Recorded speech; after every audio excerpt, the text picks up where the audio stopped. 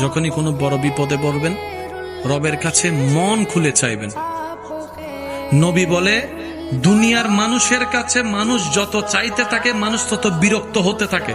মানে এত বিরক্ত করছস কেন, একবার বলছস তো, পারলে দিব।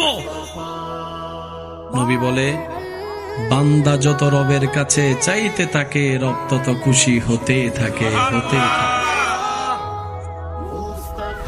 কেউ চাইলো রব শুনলো দেয় না, কেউ চাইলো রব শুনলো দেয় না।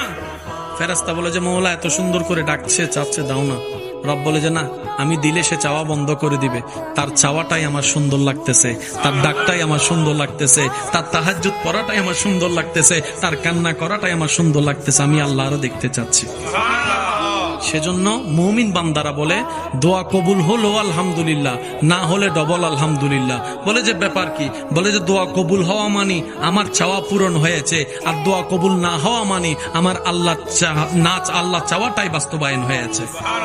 আর আল্লাহ চাওয়ায় বান্দার খুশি, এটাই হচ্ছে মুমিনের কাজ।